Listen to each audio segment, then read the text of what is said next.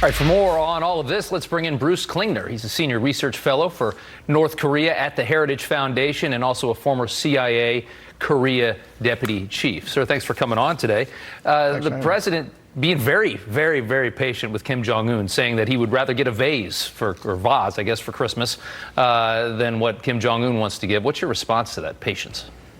Well, North Korea has continued with its threats to go against its self-imposed moratorium on nuclear and ICBM tests. The moratorium was always irrelevant because North Korea is required under 11 UN resolutions not to conduct nuclear tests or missile tests of any range. Yeah.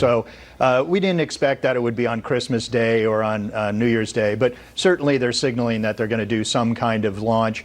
Whether they go immediately to an ICBM or first go incrementally through medium and intermediate range missile launches, we're not sure. But it could be a new variant or even a brand new ICBM than those that they demonstrated in 2017. You know, there was so much hope after the summits, and you wonder, I think a lot of people are thinking, is this just a complete waste of time, trying to negotiate with Kim Jong-un, trying to help them learn how to live in the world and how to run a country?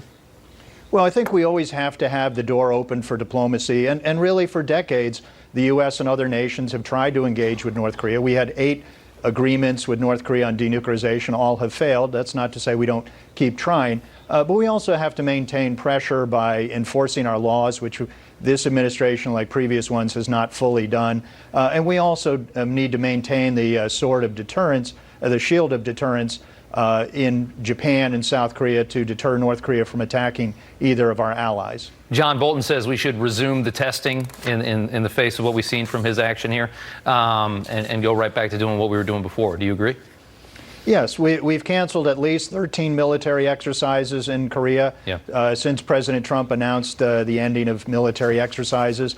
We got nothing in return for it, and it didn't change North Korean behavior, including its military activity, where right now it's doing its annual winter training cycle. So we got nothing for it, so we should go back to where we were before to make sure that our forces on the peninsula remain ready. Yeah, the president tried to sell all of this to Kim Jong-un as the idea that his country could flourish, he could join into the markets, and North Korea could be a great power.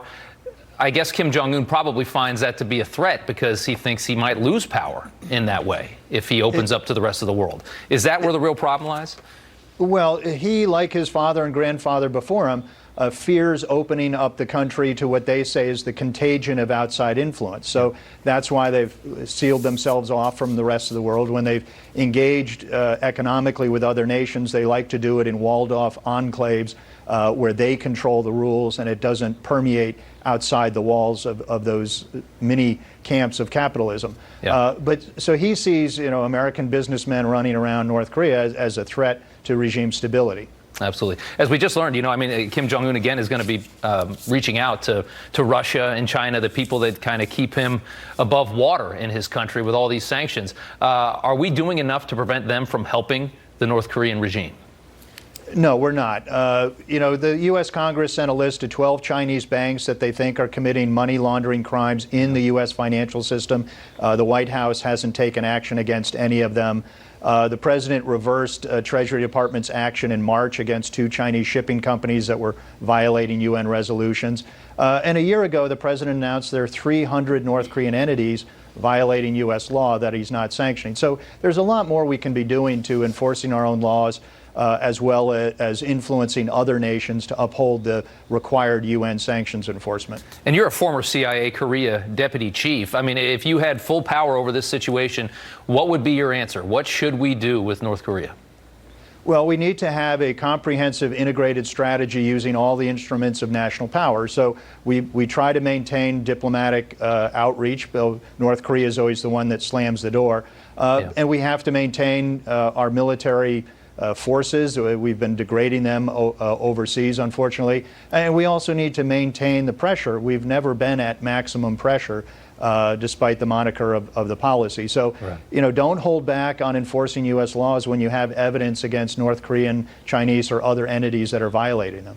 That is such a frustrating problem for so many people in this country to watch over and over again. Thank you so much, sir, for your time. We do appreciate it. Thank you very much.